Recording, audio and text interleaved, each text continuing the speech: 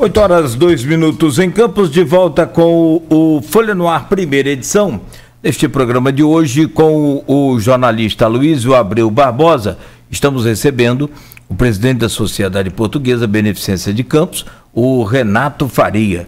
Aloysio, voltamos com você e a pauta aí deste bloco. Abriu o bloco, que é a situação real da pandemia em Campos, o tema escolhido para esse bloco.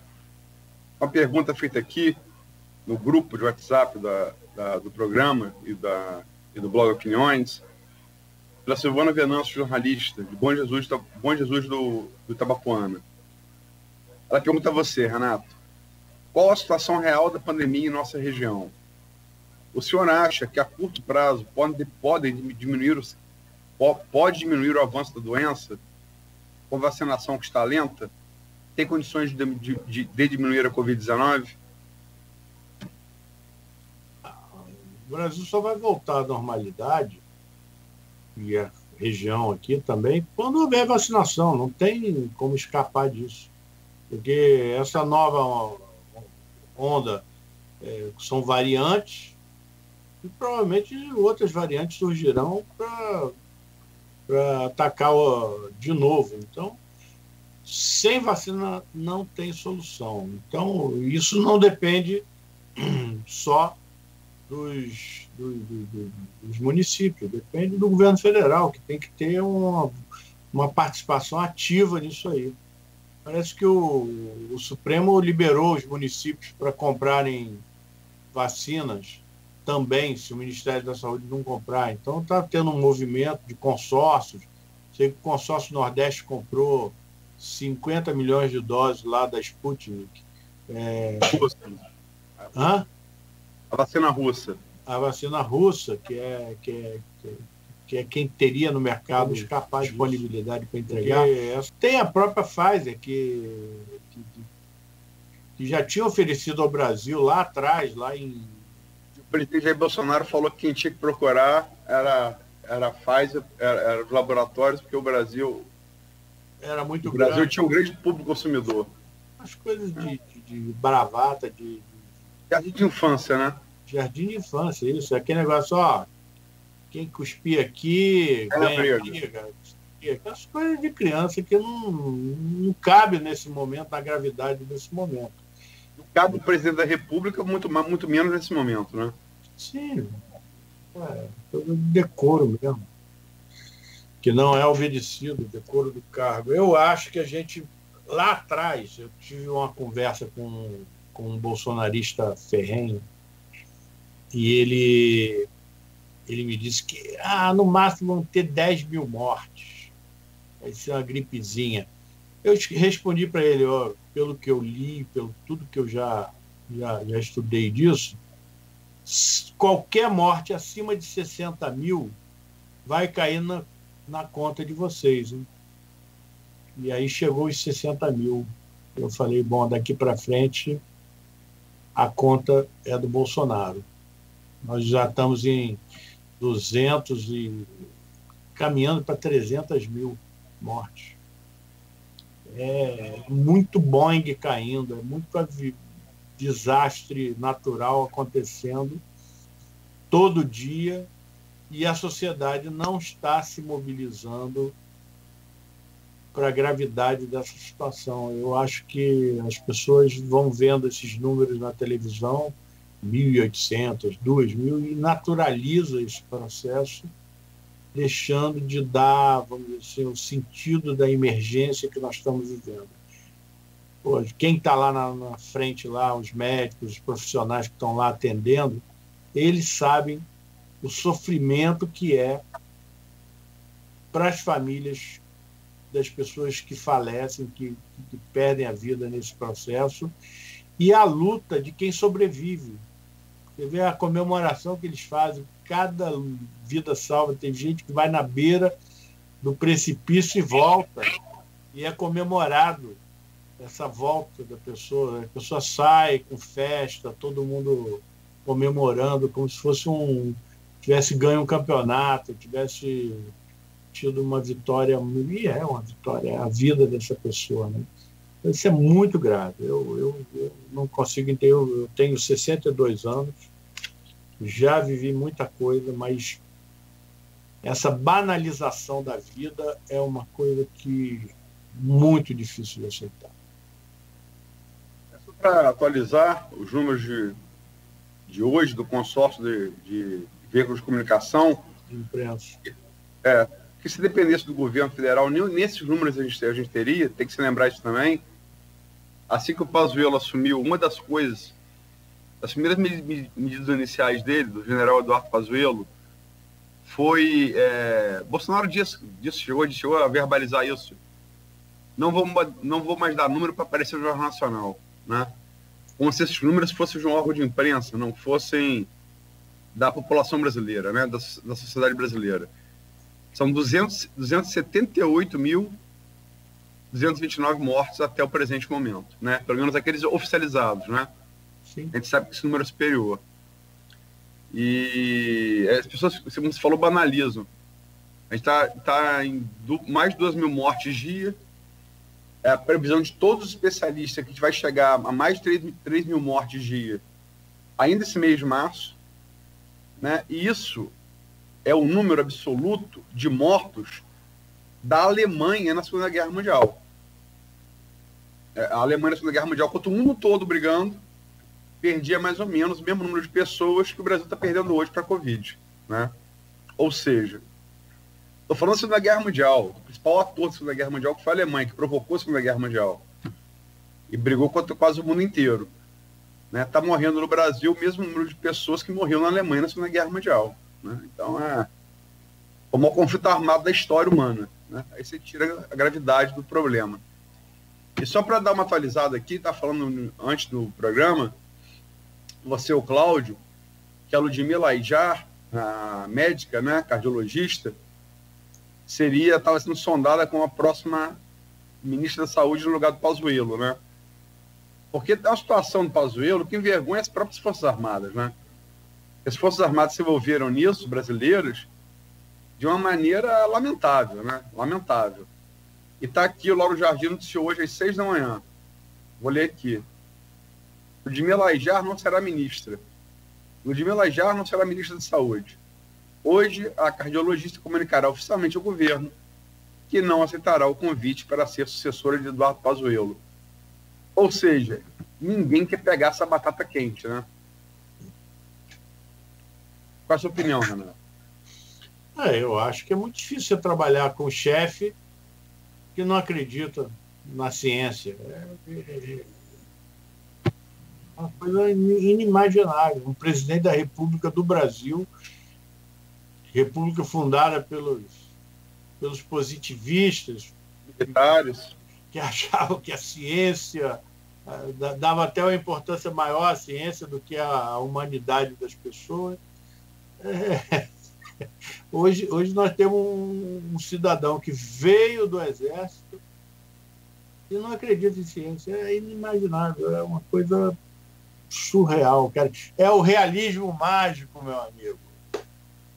Gabriel Garcia Marques. Isso é o realismo mágico. Realismo fantástico, um movimento literário que teve como grande expoente na literatura da América do Sul o colombiano Gabriel Garcia Marques, né? Sim. E só para lembrar que o positivismo foi tão forte, como disse o Renato, na fundação da nossa República, que ele tem impresso na nossa bandeira. Ordem e progresso é um lema positivista, né? E realmente, para quem... O positivismo é uma escola de pensamento fundada pelo sociólogo francês Auguste Comte, ou Comte, dependendo aí da pronúncia, que pregava a supremacia do fato científico acima de tudo, né? Sim. Hoje isso parece piada, né? Falar isso no Brasil de Bolsonaro parece piada. Agora, Renato, só para não encerrar de vez o bloco anterior, em relação a Campos, você acha que sem um CCC, Campos já teria colapsado o sistema de saúde? Certamente. Certamente. Campos foi abençoada pela, vamos dizer assim, pela existência daquele prédio, que Não existe equipamento parecido na cidade. Entendeu? Aquilo foi fruto de um trabalho anterior, estava falando com o Cláudio, um dever de casa que foi feito pela diretoria e pelo Conselho Deliberativo da Beneficência, pela sociedade como um todo, no período em que as coisas estavam correndo normalmente, até 2015, nesse período a gente teve condição de planejar um prédio que o objetivo dele não era nem atender a população de SUS, o objetivo dele era atender os planos de saúde, diminuir a dependência da beneficência para o poder público, que era quase que absoluta, a gente dependia 90% das nossas receitas do município, e quando houve aquela primeira lei para dividir os royalties, o olho gordo nacional em cima dos municípios que recebiam royalties, o que aconteceu? Nós tomamos a decisão de diminuir. A gente já tinha reformado toda a estrutura que a gente tinha, retrofitou, na verdade, que trocou piso, trocou parte elétrica, hidráulica. Nós reformamos todo o prédio antigo e seus anexos. E aí partimos para esse prédio. E esse prédio foi feito dentro de todas as normas da vigilância sanitária, da Anvisa, tudo que é previsão. Tanto que hoje nós temos, aquele prédio tem vamos dizer assim, a licença da vigilância sanitária plena. Eu acho que poucos prédios hospitalares em Campos, se é que tem algum, tem essa licença plena. Quem tem, tinha o que a gente tinha antes de fazer o prédio. É uma licença provisória, todo ano tem que renovar com uma melhoria qualquer. A nossa não, é plena. Então, feito esse prédio, que foi um esforço grande da sociedade, a gente vendeu parte do patrimônio que foi adquirido durante o século XX, no início do século XX e tal, a gente vendeu e investiu naquele prédio. Então, aquele prédio estava pronto. Com a crise, a gente estava ocupando ele pouco e pôde disponibilizar, fazer um esforço de concentrar a atividade daquele prédio no prédio antigo. E com isso, a gente pôde disponibilizar um equipamento integralmente para a prefeitura. E isso é como se eu tivesse um hospital de campanha pronto para funcionar e, na verdade, em uma semana a gente botou ele para funcionar como ele está funcionando hoje. Não tem diferença. Estava pronto. Essa foi uma sorte da cidade. Tem aqui o Maurício Batista, que é sócio fundador aqui do programa, ele falando aqui da referência que você fez no bloco anterior da gênese do CCC, que você discorreu sobre ela aqui no bloco anterior, ele coloca aqui, Maurício Batista. Eu vi. Não sabia dessa história, parabéns a todos os envolvidos. A sensibilidade do governo Rafael, em especial do Dr. Marco Mussali, que veio a falecer pela Covid-19. Então, uma lembrança marcou, sempre bom a gente fazer, porque foi um grande médico. E, se não fosse todas as demais virtudes que ele teve ao longo da sua carreira na saúde e na política também, né? Um político importante de Campos, chegou a ficar em segundo lugar, perdeu para a Rosinha na reeleição da prefeitura em 2012, né? Embora há que se também destacar que Maurício é simpatizante do governo Rafael, né? Mas é uma virtude inegável do governo Rafael e já foi dito várias vezes que o que Renato está afirmando aqui, se não fosse o CCC, Campos já teria colapsado. Sim, sem dúvida. A estrutura de medicina em Campos não teria, talvez, não sei, assim, em termos de equipamento, sei lá, Santa Casa eu acho que tem uma capacidade ociosa, mas só. O resto todos estavam funcionando praticamente com capacidade plena. Então, só nós mesmo que estávamos com o prédio histórico bem vazio, assim, tá com ocupação pequena, porque a gente transferiu quase todas as atividades dele para o prédio novo, e o que a gente fez, porque também com a Covid, a atividade de medicina diminuiu muito, porque as pessoas estavam evitando ir aos hospitais, então diminuiu muito o movimento. Então, isso justificaria a gente transferir, a gente não perdeu nada, manteve praticamente tudo que a gente fazia, e com isso a cidade só teve a ganhar, né? Pessoas sendo atendidas num ambiente de primeiro mundo. Acho que nem os hospitais privados em Campos têm as instalações que a Beneficência tem e está ofertando aos pacientes de SUS. Tem o Rogério Bachini, Telejornal Bom Dia RJ hoje. É da NTTV, que também faz parte do Grupo Folha, né? Sim. Segundo fontes da Secretaria Municipal de Saúde, o município se encontra com 68% dos leitos nas UTIs ocupadas. Bachini, a gente falou isso aqui, 68. 68. 68. Bachini, a gente falou aqui no início do programa, é a manchete do Folha 1, do site Folha 1, né? O prefeito de Campos saiu novo alerta sobre o avanço da Covid-19 no município. É lido aqui uma postagem de Vladimir nas redes sociais. Até ontem, ele postou isso, ele postou ontem, então está falando até sábado, né? Estávamos com quase 70% de ocupação dos leitos de UTI e o número continua crescendo. Vamos aproveitar esse final de semana, evitando aglomerações, seguindo as orientações de saúde. A prefeitura está fiscalizando, mas você precisa fazer a sua parte. Isso foi postado pelo Vladimir, e a situação real, que aumentou, né? Aumentou o número de ocupação, aumentou de sexta para sábado, sábado para domingo, né? Domingo para segunda a gente ainda não tem, né? Sexta-feira, o Frederico falou que essa ocupação está na faixa aí de 45% ou 55%. Aumentou bastante. Num fim de semana, são 2 dias, aumentou no mínimo 10%. O negócio é bem preocupante. Você falou, essa nova variante começou a chegar ainda em Campos, já não chegou ainda com uma força total, né? A coisa tá chegando aí, porque tem um interregno, né? Porque Campos não tem tanto movimento assim, ligação com o Rio, né? Não está tendo. Eu acho que os ônibus estão limitados, avião, tudo isso. Mas tem com Macaé, e Macaé tem um fluxo constante com o Rio. Muita gente mora no Rio e trabalha em Macaé, e a mesma coisa com relação a Campos. E boa parte da porta de entrada da contaminação do corona em Campos vem de Macaé. Macaé colapsou já tem um tempo. Lá, a situação lá está muito grave. Está falando aqui leitores reclamando sobre a vacinação de idosos. Ô, Renato, queria saber a sua opinião. A gente sabe que Campos, como você falou aí, o Cláudio Nogueira falou também, lendo as notícias aí do Folha 1, que vai entrar agora na vacinação da faixa etária de 79 a 75, né? Isso. 79 a 75.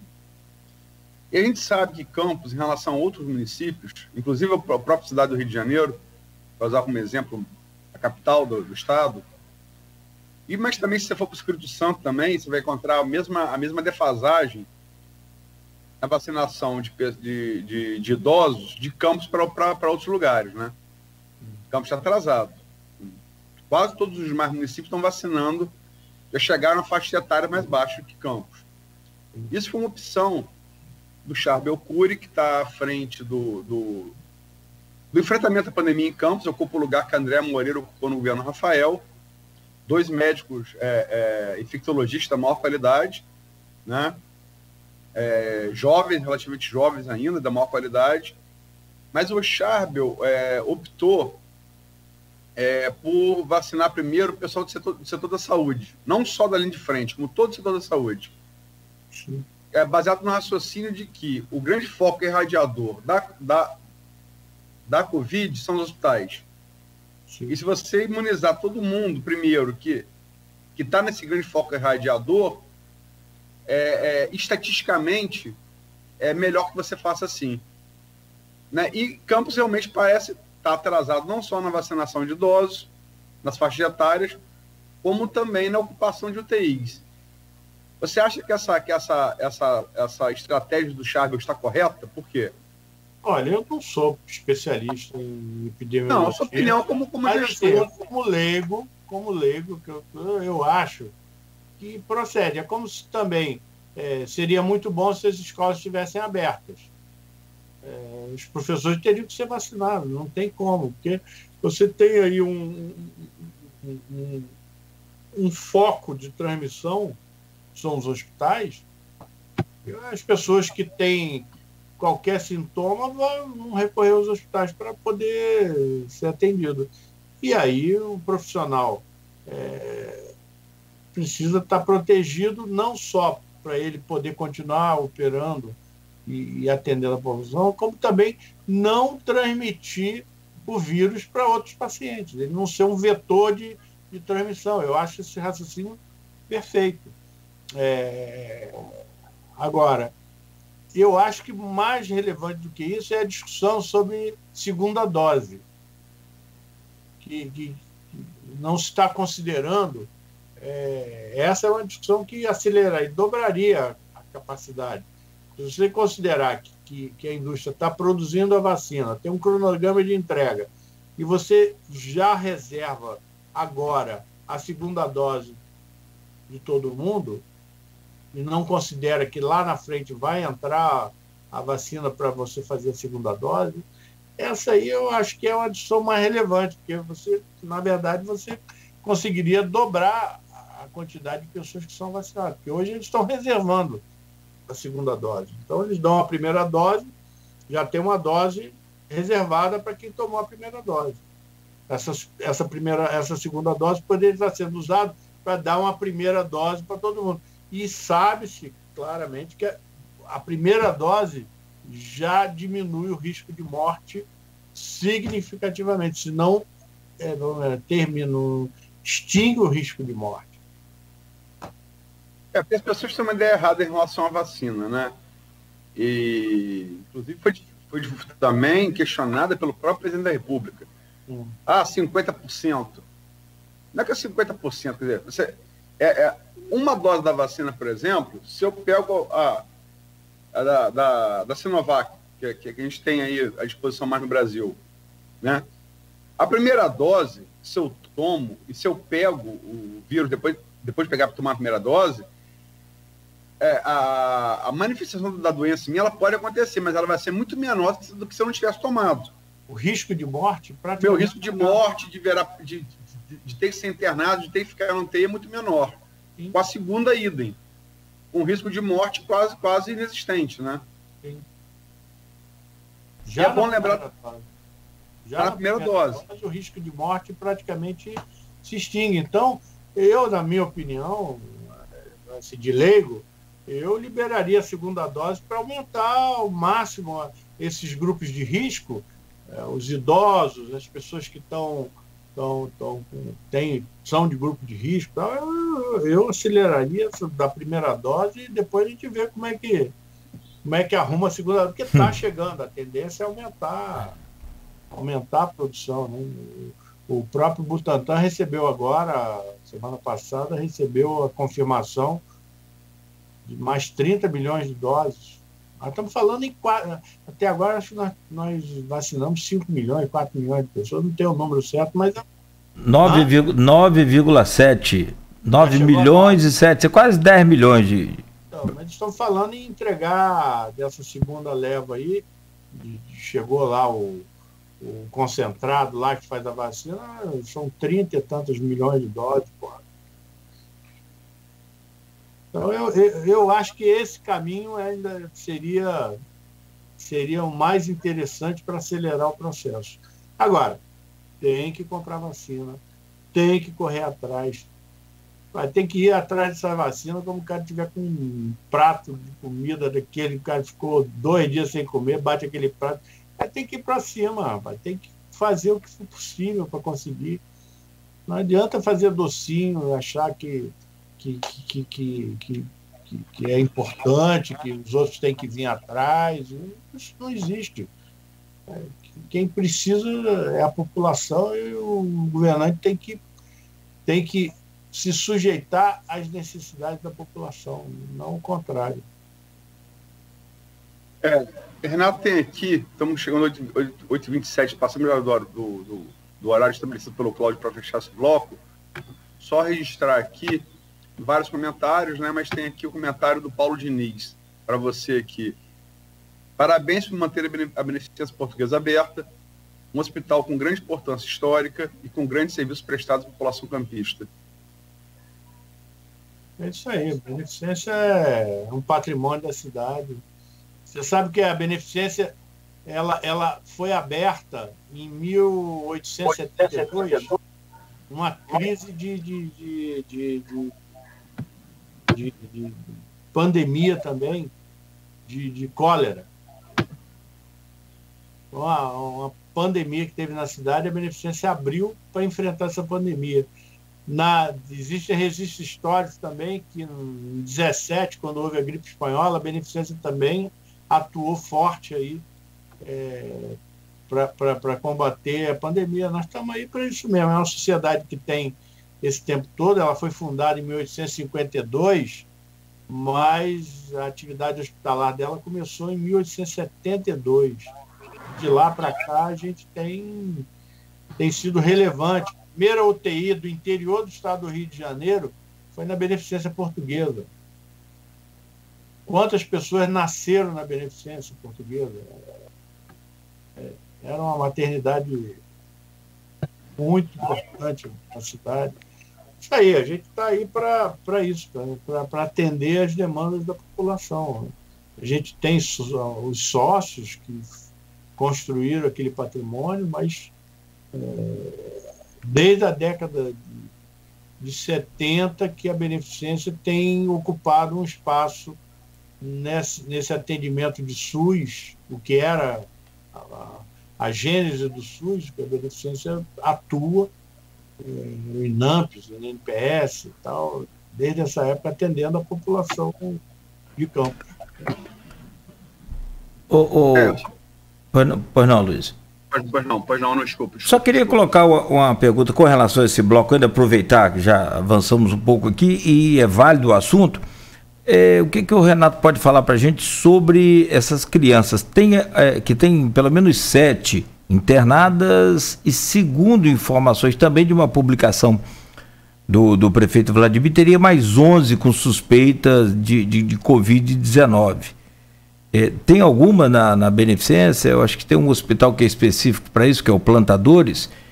E dá para fazer uma projeção? O senhor falou de Macaé já colapsado.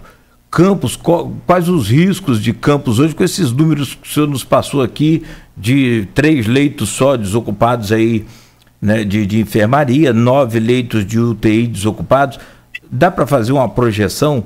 Corremos risco, por exemplo, de ficar sem oxigênio? Parece que a Beneficência tem usina de oxigênio, né? Sim. Logo no início da pandemia, quando eu estava fazendo aquele custo para a prefeitura, uma das coisas relevantes de custo é o oxigênio, né? Então eu fui procurar os médicos, saber qual é o consumo de oxigênio de cada paciente. Na hora que eu fiz a conta, a demanda do CCCC cheio era o dobro da capacidade da nossa usina. Eu fiquei maluco, né? Alertei o Quintanilha, na época era o nosso contato, do gabinete de crise era o Quintanilha. Então, alertei o Quintanilha, a situação é essa, estou correndo atrás. Aí fomos estudar as alternativas. O nosso fornecedor de manutenção da usina me disse que tinha uma pessoa que ele já tinha desmontado uma usina semi-nova, o cara é de Tocantins, ele tinha 2 usinas, uma mais ou menos do porte da nossa e outra menor. E aí, sei que eu entrei em contato com o cara, agora o difícil não foi arrumar, foi até fácil, foi uma benção que apareceu essa usina, porque não tinha no mercado, não tinha nada. Aí eu conversei com o cidadão, ele, pô, gostou, tal, e reservou a usina. Agora, difícil foi arrancar o dinheiro da prefeitura, da doutora Cíntia, para ela liberar a gente para comprar essa usina. Isso demorou 1 mês e meio. Foi um parto. E tinha dinheiro, chegou aquele dinheiro, os 2.300 do governo federal, esse dinheiro poderia ser usado em investimento. E nós pedimos no plano de investimento, de uso dos 2.300, separar 500 mil para a usina de oxigênio. Mas foi uma discussão que demorou muito, cara. A gente podia ter resolvido esse problema antes. A gente passou aperto com o oxigênio. Antes dessa usina começar a funcionar, chegou a ter problema. A gente supriu com o backup que a gente tem com cilindro de oxigênio. Então a gente conseguiu passar por esse período. Teve intercorrência, teve problema, mas conseguimos passar. E aí, com a usina nova, a coisa tranquilizou, entendeu? Só para fechar esse bloco, desculpa. Perdão, pode falar. Não, só sobre as crianças. As crianças, eu vou te falar, na beneficência eu sei que não tem. As crianças, para UTI, quem atende é o Ferreira. E neonatal, quem atende é os tratadores. Então, não chegou nenhuma demanda para a gente de criança. Então, eu desconheço o assunto. Conheço de imprensa, igual a vocês. Cláudio falou em 9,5 milhões de vacinados, não foi isso, Cláudio? 9,7. Não, 9,7 milhões de vacinados, né? Todos os especialistas falam, para chegar a tal imunidade de rebanho, teria que ter no mínimo, 70% da população no país vacinada. 70%, né? O Brasil tem 207 milhões de habitantes. Mais de 200 milhões de habitantes. Isso aqui é a conta. 209,5 milhões de habitantes tem o Brasil, perdão.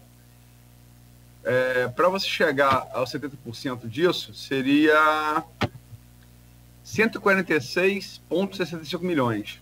Na verdade, é o dobro. Então, a gente, para chegar a isso, está faltando aí... São 280 milhões de doses.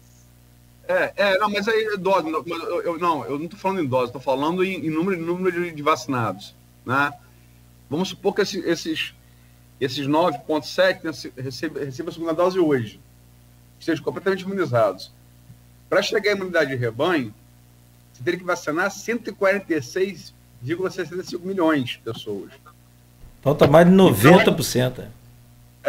Vamos lá, 146,65 menos 9,7, o resultado faltam 136 milhões e 950 mil pessoas.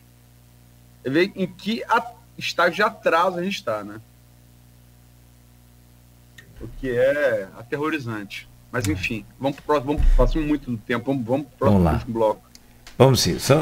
E ainda tem gente que faz comparação da eficiência de alcance de vacinação do Brasil com Israel, com não sei aonde, não sei o que. O negócio é fora da curva, né? Emirados Árabes, Nova Zelândia, são países que são exemplos, né? Pelo menos no combate ao Covid. Bom, são 8h36 em Campos. Nós vamos fazer uma pausa bem rápida e a gente volta já para conversar com o Renato Faria, presidente da Sociedade Portuguesa de Beneficência de Campos, né, a Beneficência Portuguesa, e daqui a pouco o assunto que é muito esperado aí, a possibilidade, né, de ocupar a Beneficência com o HGG. Como é que está essa situação, essa negociação, essa conversa aí com a Prefeitura? São 8h36 no oferecimento dos laboratórios Plínio Bacelar, Clínica Proteus e Dedumas Baterias.